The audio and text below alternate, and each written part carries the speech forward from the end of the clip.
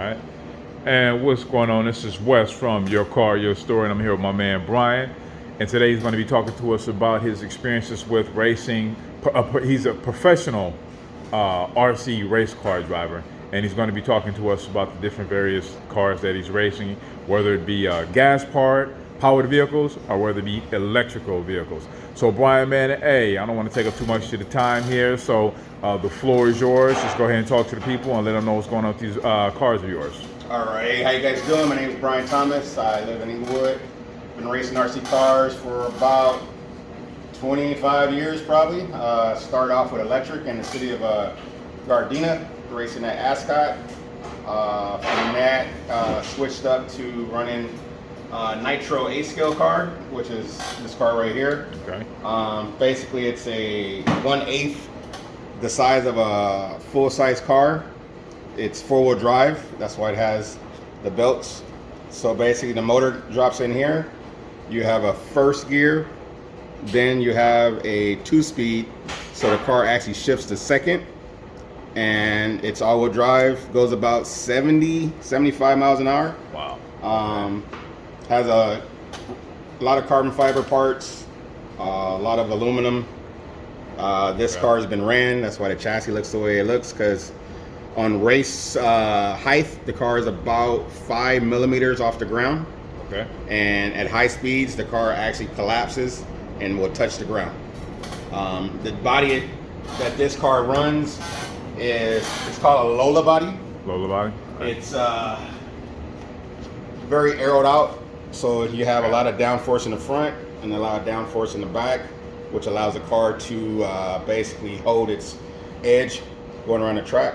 Okay. We actually have to run reinforcement braces, because at the high speeds, the car will actually, the body will actually collapse. Okay. So in real speed, scale speed, it goes about 300 miles an hour. Wow. So even though it's going 70, it's a 1/8 scale car. Nice. So at scale speed, this car is going 300 miles an hour. So from there, we have off-road, which a lot of people run nowadays because you can play with it in the front yard, the backyard. This is all my cars are Team Mugen Seiki. That's the company that I race for. Okay. So this is their A-scale electric buggy. It's again 4-wheel drive, and it has oil-filled shocks. So this car can, from this height, I'm guessing I'm about 3 feet high, you can drop it and it doesn't bounce. So you can basically fly around the track. Yeah. And it doesn't, hit a bump and it doesn't, it won't hop around. It actually can take the abuse without breaking. And that was a same thing. Chassis gets a little scratch on it, but keeps on ticking. Okay. Did you adjust the shocks to keep it from bouncing like that? Yeah. So on these cars, actually all the cars I'm going to show you, you can actually play around with shock oil and spring tension. So you'll go to a track and say it's a rough track. You would change the shock oil to a heavier shock oil, and you would play around with the springs and let it go through the rough a little bit better. Same thing with sway bars. Same thing with the gears. You can change the gears on it. So this pinion gear, I believe, is a 14. You can go all the way up to 16. Okay. So if you want to, if it's a big track, you go to a bigger a bigger pinion gear. If it's a smaller track, you go to a smaller one. And what would be the purpose of that again? So like at a certain gear ratio, the motor will actually just run out of speed. So like if we're racing in the backyard, I have a small one and it's very darty. But then you put me on the 405 freeway, it's going to run out of gear, and it's just going to sit there like, and it's going to go to 50, and then it's going to stay at 50, even though it can go to 70. Okay. But then you go to a bigger pinion gear for a bigger truck. Got it. So you can play around with that. How many gears? This one is a single gear car, no 2-speed and off-road. No 2-speed and off-road. You don't need it in off-road. No, because basically the car's going to be in the air when it lands. You just don't want it to like transition back from second gear to first gear. Okay. So, all right. And That's then pretty good. Radio, with this level of racing, you can actually adjust your radio. So this radio, you can adjust the position. All right. So like I got a big hand, so I can slide this back and forth to make it locates my finger in a more natural position. Okay. I didn't put it on this one, but I can actually put here, I'll show you since we're live. You can take this off. I can grab this right here.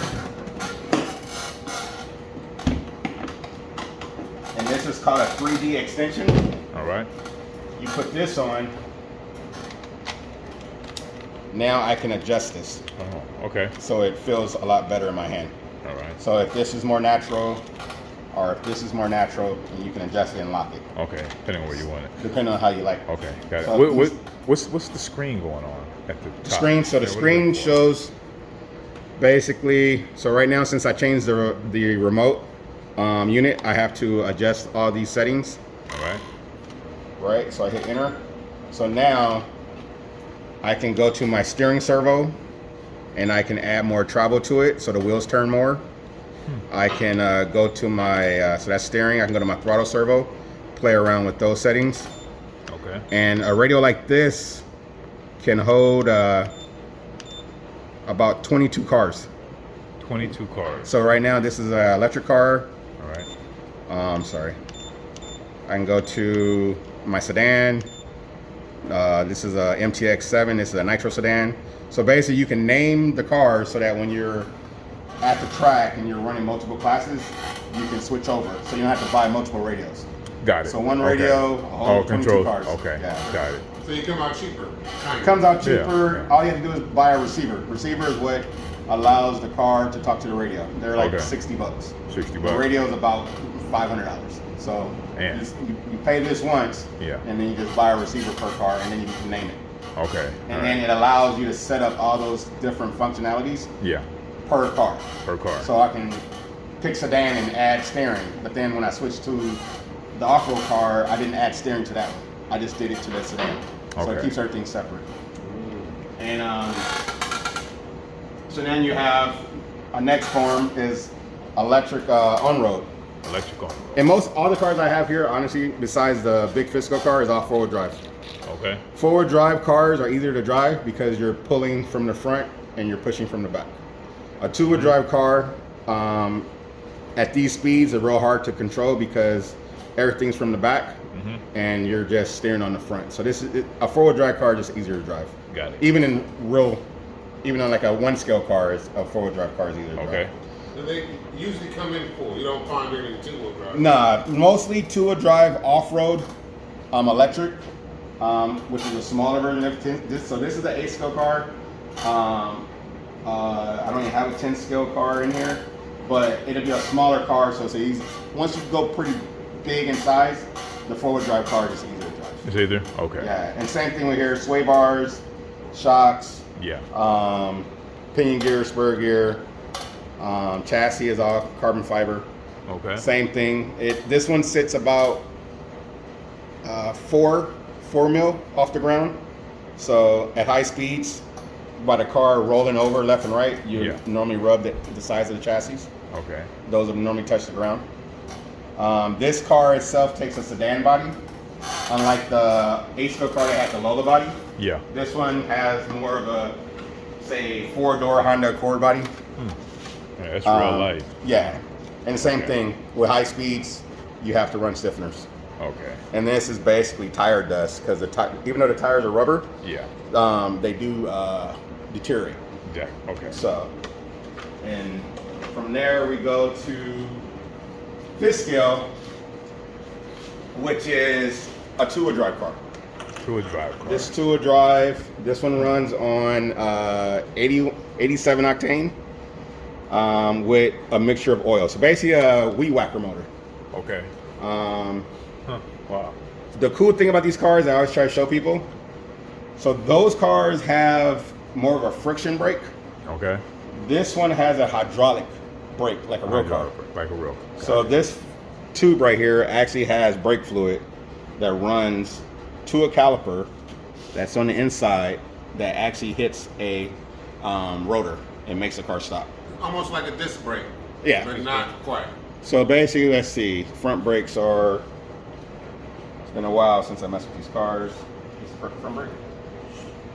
Yeah, so the servo pushes the master and the wheel brake. Show it again. Wow. How you? So this is basically a brake master cylinder. Okay. Pushes the brake fluid over to the caliper, and now you have brakes. That is. Wow. So this one's for the front. Okay. This one over here is for the rear. So you got rear brakes back here. So this one takes the same style body, which is, we call it a sedan body, Okay. but on a bigger scale. On a bigger scale. Okay. Now, I take it has bigger brakes because it's yeah, heavier. so this car It's weighs 26 pounds. Those cars weigh 7 pounds. And this one probably goes about 60 miles an hour. So just imagine 60 miles an hour at 27 pounds. Yeah, you're gonna need a decent stopping force. Yeah, exactly. Does it have the same shock absorption as the other shocks, one? A little bit bigger, obviously. Bigger. Oil is a little bit thicker. And then the same thing, like the sway bar on this car is pretty beefy compared to the other cars. Okay. So you got spring, shock, sway bars. And then two-wheel drive, you have a diff in the back. Okay. And all this can be adjusted. You can play around with the oil in the diff, play around with the oil in the shocks. Yeah. So question. 60 miles an hour in this car versus 60 miles an hour in that car looks and feels totally different. totally different. So this one takes a lot longer to get there.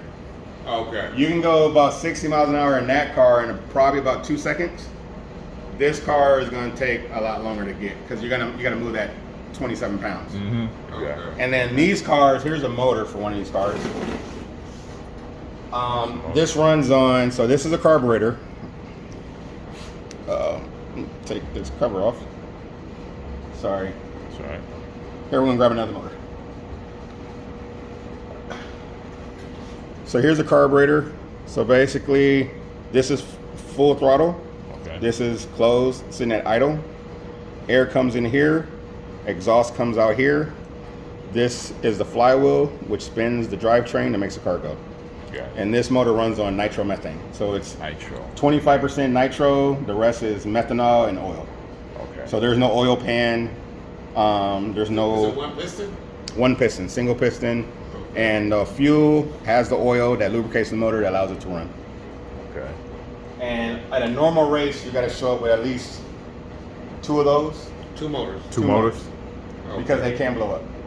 Okay. And what's the reason for the possibility of them blowing up? The RPM range for a race motor is about 40,000 RPMs. So just imagine like your normal car is 3,000. Okay. So you're running 40,000 RPMs, aluminum rod, One piston. Okay. Things break. Yeah. And when it breaks, like you don't have time to sit there and rebuild it. Just put it in the corner. When you can rebuild these motors when you get home. We sell like kits to rebuild. It's piston sleeve kit. Mm-hmm. But at a race, again, like your real car, you can buy a brand new car, a brand new Corvette off the dealership floor, and drive it down the street and go 120 miles an hour. Nitro motors, you have to break them in. Okay. So that means you got to start up and basically run it really, really rich. So that means really, really slow. Yeah. And you allow the piston and sleeve to wear themselves into each other. Okay. And then at a certain field, at that point, you can give it power. Okay. So at a race, you don't have that time. So you got to have multiple motors ready to rock when you show up to a race. And then you got to bring support. I have it sitting here. This is a little excessive, but you will hit something, so you're gonna have to show up to a race with spare parts. Man. Now, could you switch the car? Let's say if you hit something, could you just bring out another car, or do you have to repair the car that you're? So most people will not do that because of the expense involved. A normal running car, you're looking at about $1,400 to $1,500. That's the car, the motor, the radio, and some support equipment. So most people will just show up to a race with one car, but like a team driver will show up to a race with 2 cars, and normally it's a practice car and then a race car. Okay. So a normal race weekend starts Thursday. So Thursday's open practice. You go to a race, you learn the track, and then from there, Friday is normally half-day practice, 1 qualifier. Saturday is all-day qualifying, and Sunday's the mains. With this racing, we stand on the driver's stand. A normal race will have between 10 to 12 racers. Okay. So there might be 100 people there. From qualifying, they take the top fast 10 guys, they race. Whoever wins out that race is the winner of the event. But there will be a B main, a C main, a D main, an E main.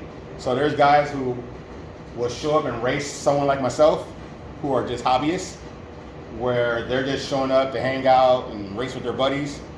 They'll race their own race. They won't race with the sponsored drivers. Okay. So during qualifying, they kind of like separate the fast guys from the almost fast guys to the slow guys to the hobbyists. Got it. And you're considered a sponsor racer. I'm a sponsored driver. Okay. So then there's a, sorry. No, I was about to say, so with being a sponsored racer, I mean, so that means you're pretty much traveling. Yeah, so a sponsored driver, right? the good old days of RC, you would probably got a paycheck. Nowadays, you get free product. Okay. So you'll show up to a race, and your car would have, so like we'll use this body right here. Some of these sponsors I don't have anymore. So like you'll show up, and this is how you would represent your sponsors. Okay. So this is like the name of the car manufacturer. This is the name of the motor. This is the name of the tire company. This is the name of bearing company. This is the name of the fuel company. So and then normally you walk around with a shirt, and I know it sounds weird, but just like NASCAR, your shirt would have all your sponsors on it. Okay. Whenever you do a race and the race is over with, you'll do a race report on Facebook. Okay. So there's ways of marketing the product where the sponsor can justify giving you that product. Yeah, free product. Yeah, so, got it. And of course, everybody wants to buy what the fast guy run, so you still have that. Okay. But yeah, like it's RC is amazing because it teaches you, there's art involved, there's math involved, there's geometry involved, there's learning the race line, understanding a racetrack and why they designed it the way that they designed it. We have to make pit stops. Just strategizing that so that you get the most out of your. So like these cars run about 4.5 to 5 minutes on the tank. Okay. The race is an hour. So you can come in at 4 minutes, or you can try to stretch it and go 4:45. But in a long race, that 45 minutes you just eliminated a pit stop. So you see guys sitting there doing the math. So it's a strategy. Yeah, you got strategy. You just don't show up and be like, I'm a fast guy. Okay. Or somebody who's not as fast as you is like, all right, I'm gonna lean my motor out, but I'm gonna do this to the motor so that it runs a little cooler, but I'm gonna lean it out so I can get 5 out of it instead of 4. I'm not as fast as that guy, but like it takes a pit stop is about say 7 seconds. Okay. Right? So if you eliminate a pit stop and you've been following this dude around the track and you got like a 5-second gap, now he comes in for a pit stop, you keep going, you won the race. Okay. And no one's gonna be like, oh man, you didn't make a pit stop. No, that's just the way it is. Like NASCAR, same in NASCAR. Okay. Even in F1, same thing. Okay. So all that's taken into consideration. Okay. So my question is, if you're running electrical or if you're running gas, I mean, now are you still making a pit stop depending on which? Right. So electric, there's no pit stop. Okay. All right. So that's the beauty about electric. Electric is, but then again, there is no hour-long main. For electrical. Electric is normally 5 to 8 minutes. Got it. 8 minutes for off-road, 5 minutes for the electric car. Okay. With these, it's more, they call this the F1 to RC racing. Okay. Because F1 racing, there's tire changes. Yeah, the Formula One racing. Formula One, sorry. Okay. There used to be fuel stops. Now they eliminated that for safety reasons. So this is the F1 racing. Okay. No fuel stop. For F1, for Formula One, for real car racing. No fuel stop? No. They basically, the tank's bigger and they run the whole race in one. They just do tires. Didn't know that. Yeah. Oh, yeah, I didn't know that either. And even we have guns. We have fuel guns. Oh, yeah. So I'll show you on this one. So even this gun's been modified so that basically you come in, the car's still running. Yeah. You bring it here. I'm sorry, I'm holding it wrong. You bring it here and you hit it up. And it does so this gun would do it in like 1 second. Okay. You can drill out the vents. Even on the car, we put a lid here so like the pit guy can grab it a lot easier than what comes on the car. I have a gun. So I got problems. I've been doing this for a while. So I have multiple guns. So this gun, Sorry, so here I can show you. Hope you can see this. Yeah. So those vents are bigger than these vents that have filters on them. This gun I can fuel in probably 0.7 seconds. Okay. But this one's easier for the pit person because they can see the fuel in it. Got it. So you kind of gotta like if I'm pitting for like say my son, I use this gun because but if I'm grabbing someone at the race, that I give them this gun, and then it's easier for them to understand that. What if you overfuel? You won't overfuel it. You can. We call it a splash, which you'll get fuel on the car. Normally, it doesn't anything. Normally, it doesn't do anything besides when the race is over with. You have this hot mess of a car you got to clean. Okay. Now, at the racetrack, you will get a stop and go or a penalty if you fuel. So you come in, there's a pit lane. They want you to bring the car over to pit lane and fuel it, so that if you do an overfill, you don't have gas in pit lane. Okay. But if you do fuel the car over pit lane, they give you a stop and go, or normally it's a stop and go. That means you got to come to pit lane, stop, and then go. Trust me, if you're racing, you don't want to stop and go. Right. Okay. So that's the negative is you'll get gas. But back in the day, or if it's like a club race where it's not really, it's just everyone's having fun. You'll have fuel in pit lane. So now when the next car goes in pit lane, they might spin out. Okay. So that's a negative. Okay, got it. Now, how much will the gas gonna cost? $80. Most time you'll buy like this is this is probably like 20 years old, and then we went and drilled it out and put bigger vents. Okay. So and then it seals the top of the tank, so it's actually machined so that when you put it in the tank, it's perfectly. So when you hit it, once the fuel hits the vent, it stops. And you just pull it out. Got it. So, and that's the thing. A lot of engineering involved in all this. Yeah. So it's for me, it helped me in my real world career, which I'm a technician. So all I'm used to doing is turning wrenches. Turning wrenches, troubleshooting. And you can take that from RC. Besides the racing, you can actually learn a lot of trades that you wouldn't think you would learn in RC. Okay. So, if the gas tank is about $100,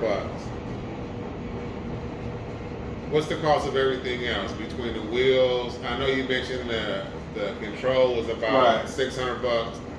It seems like it get kind of pricey. Yeah, I mean, to be real. RC is pricey. To be real, gaming is pricey. Right. Baseball, basketball not pricey to a degree until you got to travel. Right. But to answer your question, so a set of tires, you're looking at about $35. $34. These are also. Let me show you this. How long? So we're talking about for the set of 4, right? Set of 4. Okay. How long do they last? They'll last, if you're just playing, they'll last you a half a day. If you're racing, one time on the track. Dang. So we actually take this tire and make it smaller. Why? Because the manufacturer sells you the tire. You cut this tire down to the size that is needed for that track. Okay. So this tire is, I think, 77 millimeters. We're probably going to cut 2 mil off to make the gear ratio right for the power of the motor. And that track. Wow. And then you go to a track that has excessive tire wear, then you might run it bigger just so the tire lasts. So there's a lot here. There's a whole lot of moving parts. There's a lot of moving parts. And then you need a tire truer, which is underneath there that you mount this to, and it actually comes with a lathe and it cuts the tire down. How much is that? That's $350. The body is $35. Obviously, you send it out to get it painted. You're looking at another $60 for a paint job like that. $60. Yeah. So like for me, that's like a national. Like we ran at the nationals. Yeah. For a club race or just a one single paint, rattle cans, it does the job. But like for a certain race, and then also when you become a sponsored driver, a lot of sponsored drivers have their own paint scheme. Okay. So if you're watching a video, you recognize. You're like, oh, that's so and so because he had blue flames and oh, he's racing without even reading what YouTube is telling you is going on. And normally like you would drop off 20 bodies and have them all done for the season. Okay. So you'll practice with a white body, and then come race time, you put your paint job on. Okay. Then you need, you said support equipment. So radio, car, tires, body, starter box is probably $100. And these are like one-time purchases. So that's another thing. Like the starter box you can buy one time. Okay. Or also if you get into it, you show up to a track, everyone has a starter box, and even if you don't even have one, no one's gonna be like, hey, you can't use my starter box. You know? So you can get away with showing up with a car, and then like, and that's one thing about RC, since RC isn't growing like it used to, we're just happy to see a new face at the track sometimes. So it's a lot of people pretty helpful out there. Yeah, and another thing with RC is it's all eye-hand coordination to a point. So if I'm better eye-hand coordinating than you, I can tell you everything I'm doing, I'm still probably gonna beat you. If that makes any sense. Yeah, it does. So like I would not show you because I don't want you to buy this car and then me not tell you all the things that you need to do correctly, because I don't want you to leave the hobby. Because it's not that much new growth. So I'm gonna tell you everything because I'm watching you, I'm like, all right, not like people do this, but like I want people to stick around. I want you to stick around, and then also if I'm beating everybody, it's boring. Right. So it kind of can work the other way where, oh man, he does have talent. Let me tell him some stuff. So like now I have someone that I can race, so that when I travel to this race outside of this state, I'm better prepared because I wasn't beating up on all these guys that didn't really force me to go outside my comfort zone or force me to try, oh, let me try this different sway bar because he's really close to me. Or let me try this other body that I heard they came out with because I heard it's better. If you just beating everybody, like you're just gonna be like, I just keep running when I'm running, and then you show up to a racetrack and now there's some guy in Florida who you can't beat because he figured out all this other stuff that you didn't want to figure out. Oh, okay. So you actually want competition, and it's just like it's just like bowling league. There's guys that go bowling on Friday with their family, and then there's guys that take bowling serious. Right, they have a couple balls. Yeah, and they travel, they do the tour. Yeah. Same thing with RC. There's guys, you'll see a guy running a car in front yard and he's enjoying the RC hobby. And then there's guys who's planning a trip to Mexico to go race RC cars. Okay. You know? In terms of timing, about how long does it take for someone to be decent? I know you got time. Right. You got what, 20 years, 30 years? Yeah, I started when I was 12 and 46. Wait, so you was racing cars before you was in high school? Yeah, so I was starting at Ascot racing dirt ovals, and my dad would drop me off on a Saturday morning, and I would run until he came pick me back up. And then I left you at the track. Left me there. It'd be abuse now. You know what I'm saying? Child services coming for show. Picking you up. So yeah, that was our thing. Like I would wash his diesel trucks, and then he would drop me off, and then he would pick me. And I had no cell phone. So he just waiting now. I just got picked up. You know what I'm saying? For diesel to show up or something. That looked like his car right there. Yeah. So it was. Those are the days. So, but that was back when RC was like PlayStation and Xbox. Yeah. You know? So is it safe to say if you don't have at least 10 years in? No. So my son is 12 years old, and my son is just as competitive as I am at RC racing. It's basically so my son could have been somebody else's child and had the talent, but he didn't have the resources. So the resources and the talent makes the combination work. Okay. So like there's guys that show up and we'll catch them to the track and they put tires on and they go hit the track, big tires, and their car is track. Oh, that's the thing. Depending on the traction, you can traction them. If the tire's too big, because the weight is higher, tires bigger, rolls over, and you're going 70 miles an hour. Okay. So those guys have the talent to drive it, but they don't have the resources or the knowledge to make it what it's supposed to be. So you can have it. I mean, we had kids show up. We got this one kid that races for us. His name is Jacob Cruz. He's 13 or 14. I'm not 100% sure. He was fast at 7. Okay. But his dad used to race. His dad raced. Okay. So basically, he brought the talent of the eye-hand coordination, and the dad set up the car and put it on the track, and then the kid did what he did. Okay. So it's not years of that you need. It's just resources and the talent of eye-hand. So a lot of these kids that are very good at video games could be good at racing RC. Okay. They just don't have the resources.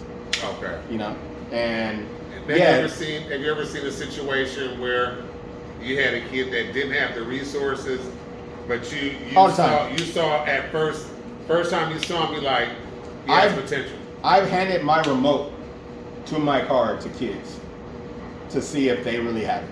And some have. Okay. Where I'd be like, and you see, like, you know, the dad don't know. Body is, that's the thing, like, the body has to be mounted a certain way. Everything has to be right for the car to do what it's supposed to do. Okay. And you'll see it, and you're like, hey, here, and of course, I send him out there a little rich. Right. And make sure you get on the track. And I start letting him in. I'm like, okay. And then the dad sees it. And then that is when you bring him over. Hey, those tires you're running, those don't work here. Try this. That body you're running don't work. Try that. And then those are the ones that you want to keep in the hobby. Okay. And we have a couple that I actually did that with, and they're still racing. Okay. And they're really good. And the other thing is, like, being sponsored and getting product at a discount or free, it allows me to do that. Because if I give you this car and I paid for it and you run into a wall with it, I'm going to feel a certain way. Right. But if I didn't pay for it, I can hand it to you and hope that you don't tear it up. You know what I'm saying? Yeah. So that's the one thing that sponsor drivers should do if they do see potential out there, is allow them to run a product that is maybe superior than what that kid has, to show what talent that kid really is holding back. Right. So, but yeah, that's why I try to. Okay. I try. Of course, you get to race and you're thinking race, and competition. But sometimes you got to step back and be like, let's help out the next sponsor driver. I'll give away skateboard. I can't keep a skateboard. Exactly. Because I see kids that got talent, but I'm looking at their skateboard and I'm like, here, man. Just or like for skateboard, like the chucks ain't tight in the right. Or the chucks are too loose. Their boards are just everything's all beat up, and you just like you're never gonna succeed on that kickflip with that board. Go, man. So I get it. All right, this is my last question. Yes, sir. In terms of resources, I'm counting. If you had to put a number on just what we looking at just here, on this side of the garage. Yeah, what would you say? About 10,000? No, more than that. We about 12-ish. Okay. I mean, just this car is 3,500. About 35. Yeah, this is about 35. Yeah. And the one down there is looking bigger. Oh yeah, I forgot. This is my brother's stuff. Monster right there. Yeah, so that's a Losi off-road car. My brother, so there's racers and then there's bashers. This is considered a basher. A basher? Yeah, so he just goes out and throws it off the cliffs and have fun with it. And that's how everybody gets started. Everyone gets started with going out and having fun with their buddies, and then from there they transition to racing. Is this the same weed whacker motor, or is this one bigger? Same weed whacker. Bigger. Bigger. Yeah. So this is a bigger one. Is this car faster than this one? Not necessarily because you got weight. Yeah, and it's 4-wheel drive. Okay. So like on the street, he would beat me. Okay. Because he's 4-wheel drive. Okay. Like, actually, it's funny. I raced his buddy, and they made fun because they're like, you brought this funny car out and got beat by the monster truck. But I couldn't put the power down in front of the street because it's 2-wheel drive. Right. Yeah. Okay. And the same thing with this one. It has an oil-filled shock, so it can come off a jump, and it doesn't bounce. Lands. Okay. So, and then it has like just this how far it can go up before the tires even come off the ground. Like, wow. So it has all the travel. Wow. Okay. Wow. So yeah, but well, what's your rank right now, Brian? The last time I ran a nationals, I got 4th in Nitro, and then that was Nitro sedan. And then the last time I ran a nationals with the ASCO car, I got 2nd. So is that like a national ranking, or national ranking? Yeah, like, okay. And that's more just they don't keep track of it.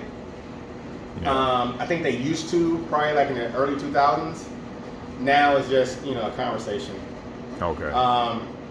For me, I'm very vocal in the RC community. I'm the team manager for the company that I actually race for. You're somebody in the RC. Yeah, I do. He don't want to pump himself up, but I'm like. So like, I try to work on relationships. Okay. You know, so rankings. I mean, there's guys that haven't ran in years that still get product.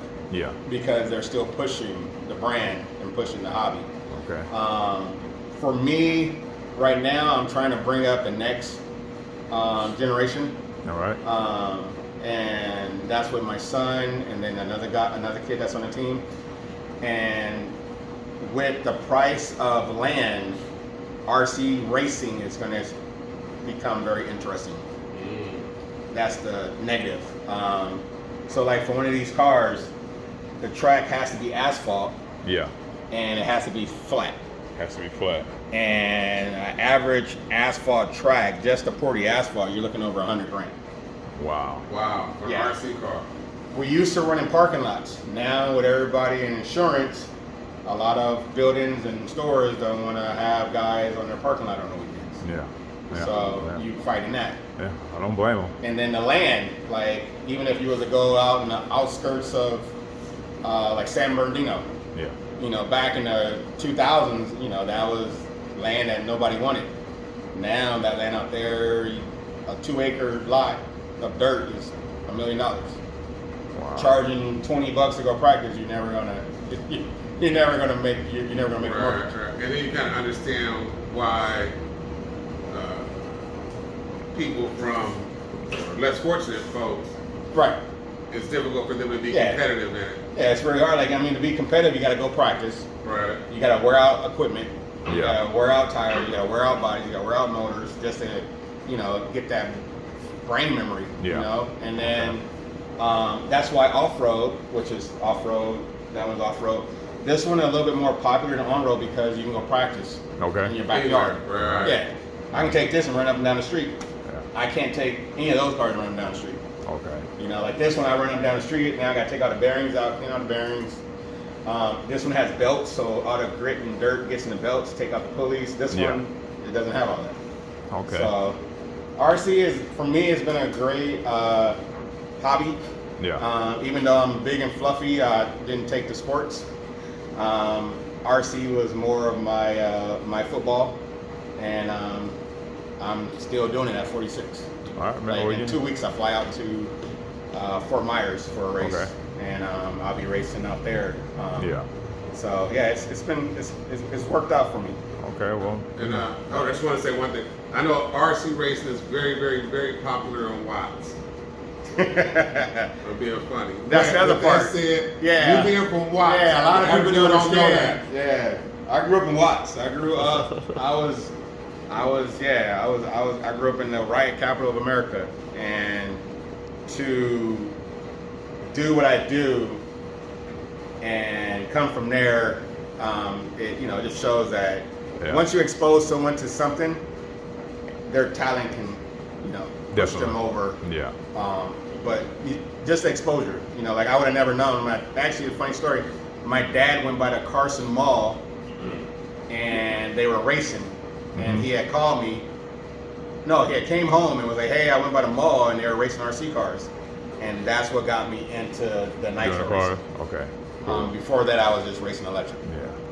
Well, hey, man, that is a very, very impressive story, man, about how you got into it and everything, and making the transition into doing it professionally, and everything like that, man. So yeah, very, very interesting story, man.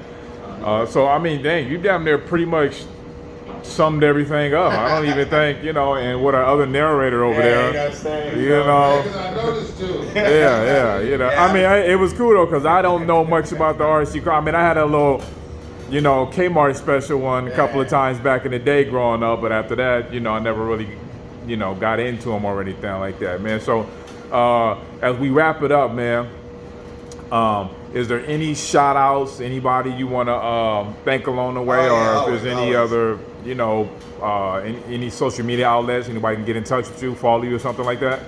Yeah, well, I'm on Facebook, Brian Thomas. I'm on Instagram.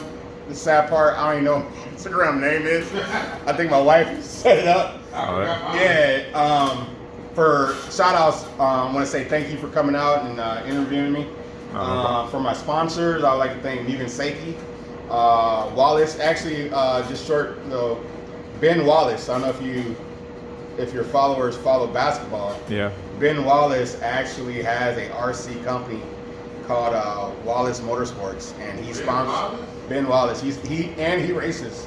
Is he good? He's pretty good. Are you saying that? No, he's good. He's good. Okay. Be quiet. And so I run for Ben Wallace. So that's another big thing for someone who probably doesn't have to give back to the RC. Yeah. The way he's doing it and sponsoring myself and my son. So I'll say thank you to them. KO Propo, that's a company that makes the radio. Okay. Like I said, Mugen Seiki again. I can't do anything without them. And basically, honestly, Greater LA RC Club. That was a club that was at the Carson Mall that basically got me into this racing that I'm into right now. I'd like to thank those guys. Okay, cool. For getting me started 25 years ago. Got it. Okay, man. Well, man, I want to say, man, thank you for giving me some time out of your 24, man. Greatly appreciate it. Thank you for letting me come here and, try something different. Normally I do the regular size cars, but I figure, hey, why not try something different here? Because these things are just as interesting. They're just miniature versions of what we actually get in and drive around the city and things like that, huh? Definitely. Yes, okay, man. Well, hey, really appreciate it, man. And take a look at the vehicles here. All right, man. Thanks. You're welcome.